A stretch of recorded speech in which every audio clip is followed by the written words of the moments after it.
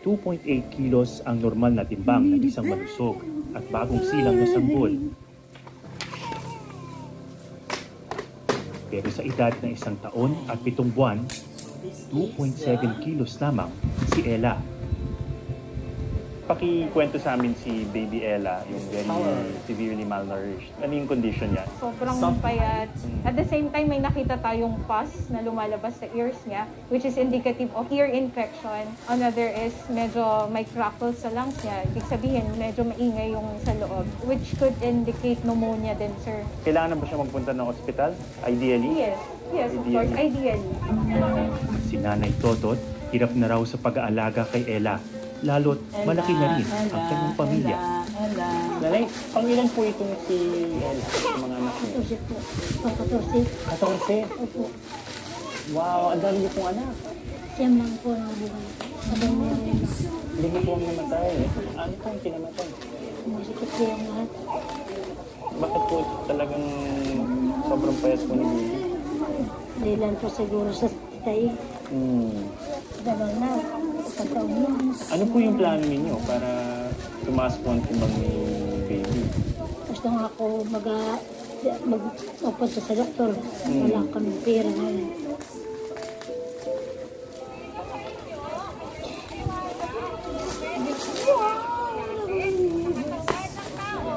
Matagal nang sumasama sa ganitong mga medical mission ang volunteer health worker na si Mary Jean. Saksi siya sa matinding hirap ng kanyang mga kababayan. Anong dumadaan sa isip mo pag nakikita mo yung ganitong klaseng sitwasyon sa barangay mo?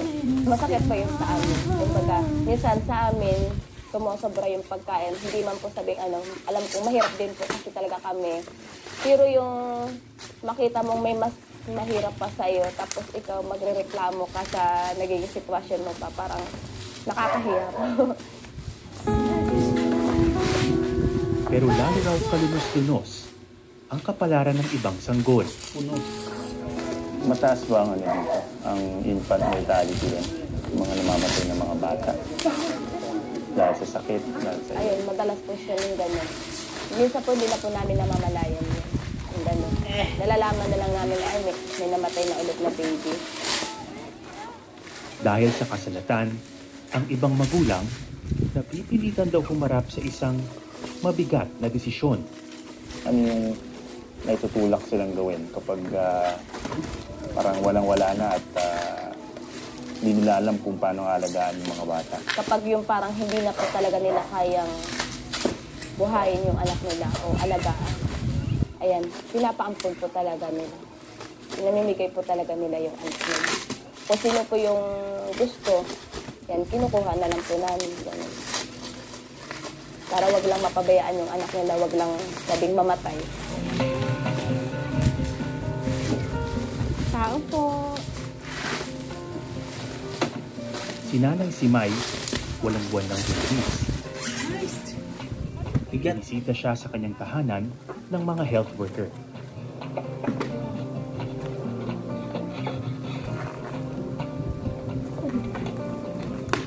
Kasi kung i-compute natin, bali sa last menstrual period mo, manganganak ka ngayong July 28.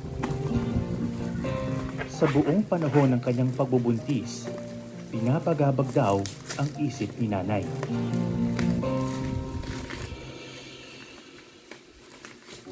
Marami po bang pamilya dito na naisipan ng ipampon yung kanilang anak dahil hindi na kaya halimbawa na alagaan sila? Marami din po.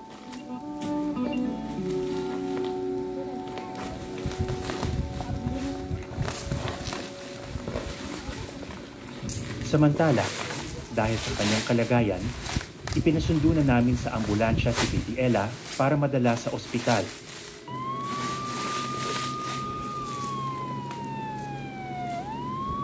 Kailangan niyang magamot agad para hindi lumala ang kondisyon ng bata.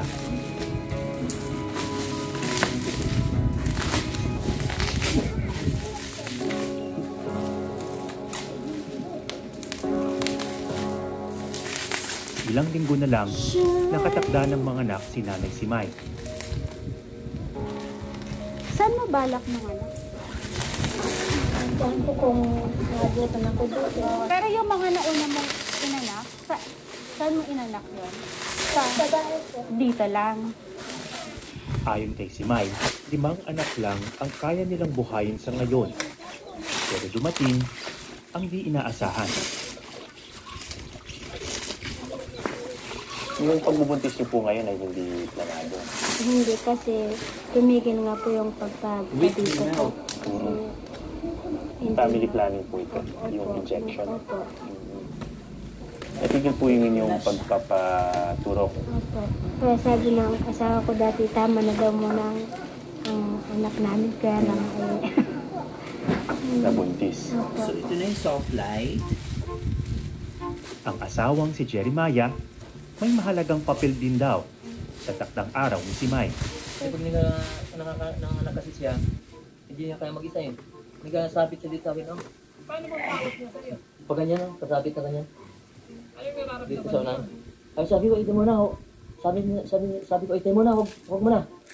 Huwag mo na, usap na lilit ko. Sabi niya, mga ano nga, paano nga, mga anak na ako. Pero ang mensahe ni Simay sa asawa, matuto ring magtiis. Sabi ko huwag kang magreklamo kasi ikaw, hindi ka nakaramdam ng sakit. Ako talaga, nahihirapan din ako sa panganak ko, kaya lang, kahit na ganun ay Bakal kasi. mantis ko. King. Pero ano nga ba ang mangyayari pagkatapos manganak ni Simay? Medyo mainit siya. Kaya Aalagaan ba nila o ipaaampon ng bata? Marami po bang pamilya dito na naisipan ng ipampon yung kanilang anak dahil hindi na kaya halimbawa na alagaan sila? God.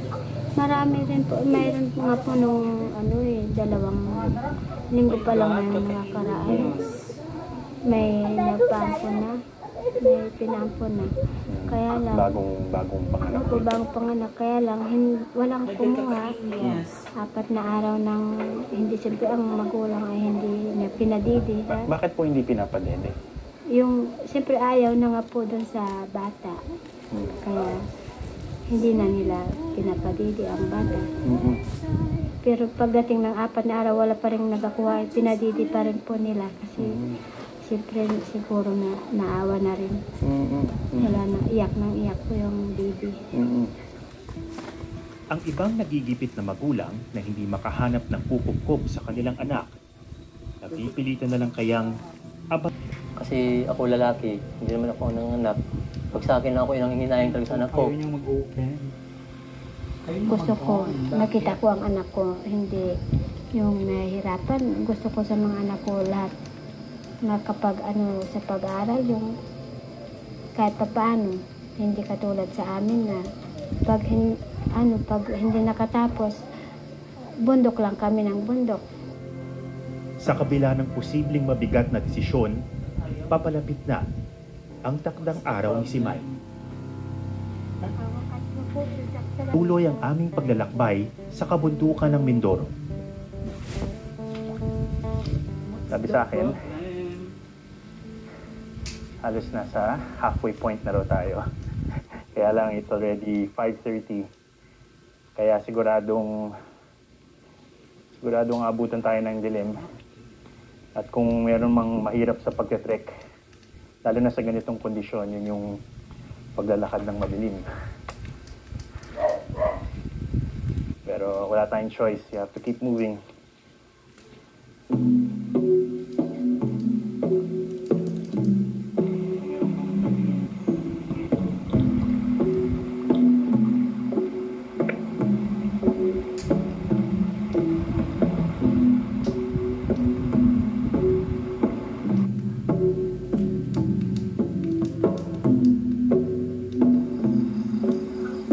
One hour to go.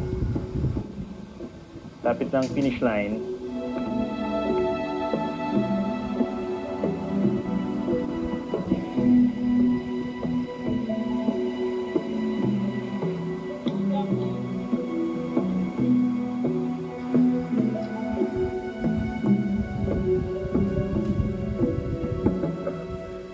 Finally! Hello, Gideon. Kamusta? Welcome in India Village. Hi. Good evening. Thank you. Ilang ulit na raw bumabalik sa komunidad na ito sina Daryl. So kilalang kilala na rin kayo ng locals dito? Oo, syempre. Nagkakaunawaan na po kami. Hulugan na ng loob. Bakit po special itong village na ito for you? Dito kasi galing si JJ. Yung bunso ko. Yung parents po ba niya nandito pa? Nandito pa. Makakausap po natin. Oo, kausap natin bukas. Okay. Sige. Parang ano na rin ako. Pagod na rin. Pahinga na po tayo. Sige, sige.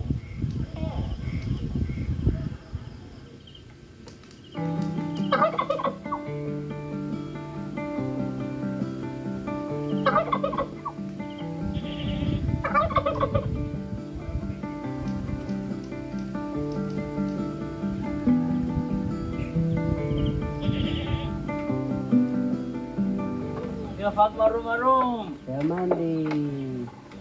Magandang araw po. Ito ang mama at papa ni JJ. Sina Lido at Fanny ang mga magulang ni JJ. Matapos ipaampon ng anak kina Daryl, nagkaroon uli sila ng bagong supling. Sura ni JJ.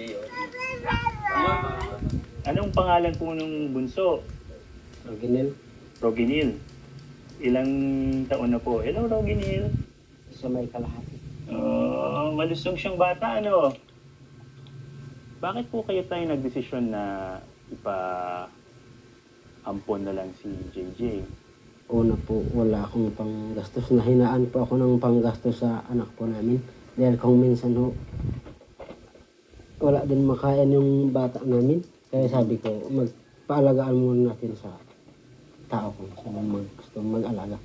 Si JJ po ba, tinuturing niyo pa rin bahagi ng pamilya niyo? Siyempre naman eh. Para bagang kami naging isang pamilya na. Oo. Baga natanggap ko sila, natanggap nila ako, isang pamilya na kami. Kasi ang anak nila ay anak din namin.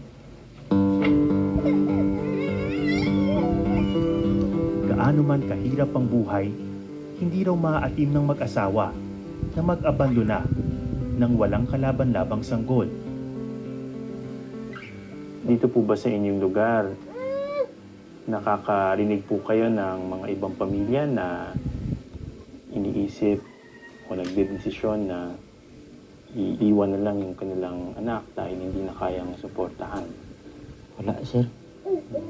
Wala naman napansin na gano'n. Di kung ayaw na mag-alaga, di siyempre ipaalagaan muna natin sa tao. Huwag iwanan na lang na walang kamalay-malay dyan.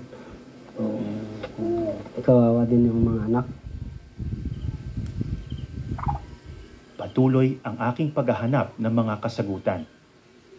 Pupunta tayo ngayon sa susunod na village dito sa sitio Ilya.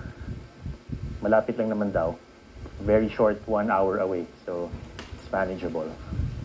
Thus far, mukhang madalas talaga na may nagpapaampun ng bata kapag hindi na nila kayang alagaan.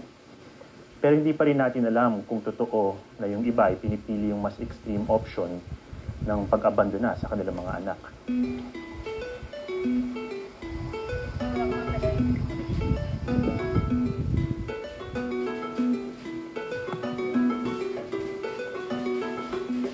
Nandito na po tayo, sir. Okay. Perfect.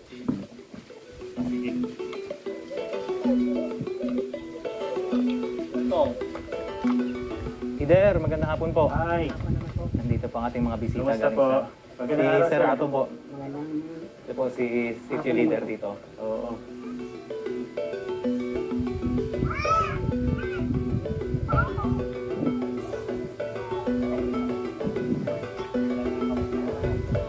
Noong una tayong dumating dito sa Sitio Yabat, nagbahay-bahay kami ni Gideon. Nagtanong sa mga nanay at tatay pero wala talagang makapagkumpirma doon sa kinukwento nila na ang mga bata raw ay iniiwan o inaabandona o inililibing pa nga ng buhay. So, paalis na dapat tayo pero sabi ng mga residente dito, dumating na si Nanay Hunay galing sa kanyang kaingin. Kung meron daw makapagbibigay ng linaw tungkol dun sa iniimbestigahan natin, siya raw yun. So, pupuntahan ko siya sa kanyang bahay.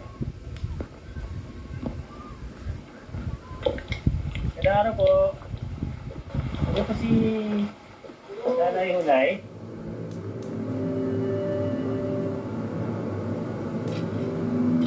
Papunta ako sa bahay ni Nanay Hunay na may kwento raw tungkol sa mga batang di umano'y inililibing ng buhay sa mga kabundukan. Nadara po. Ito si Nanay Hunay. Sa loob.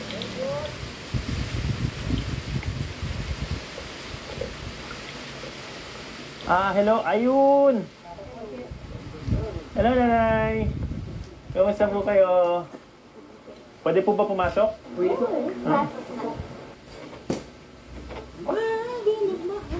Alam niyo po kung ilang taon na kayo? Hindi alam ng nanay. Saka ako hindi ko rin alam. Dito po kayo lumaki sa mga kabundukan na ito? Oo. May mga kwento po na nakarating sa amin na dito po sa mga komunidad sa bundok.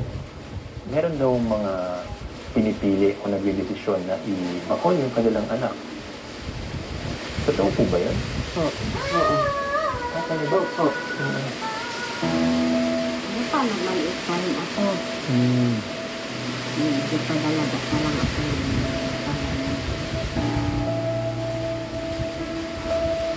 Nagpunta kami doon sa mag-anak namin.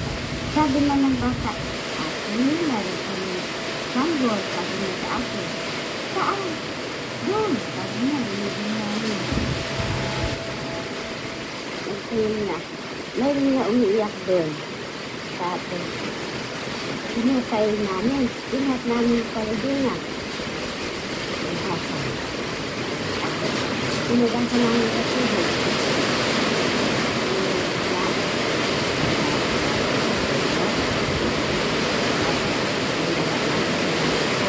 Sabi pa lang namin, ay,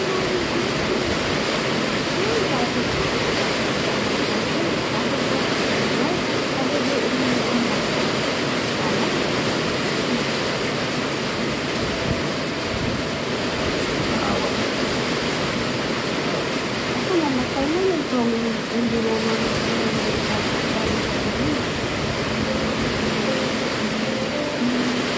Kailan po nangyari? ito na natin Sino po yung president niyo? panahon daw ng nagsaysay. Wala po ba noon? Meron pa kayo ng bago na patunan sa pamilya?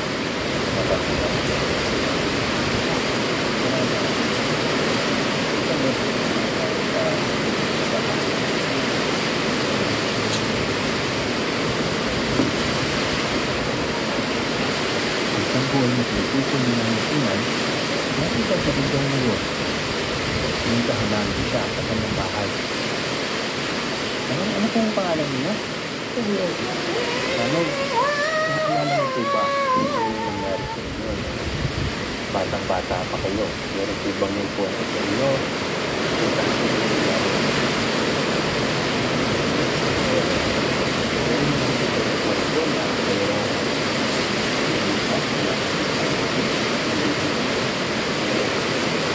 Ano po sa inyo nangyari?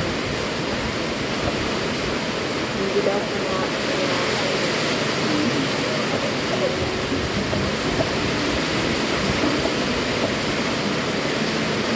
Nakikita lang talaga yung examen ng kapatid. Ako, nangyari. Ang pagkakaroon ko bata. Totoo ba ang sinasabi ng nanay? Wala. Pero sa ganitong klase ng mga kwento habang tumatagal, minsan nagbabago na yung nangyari sa original na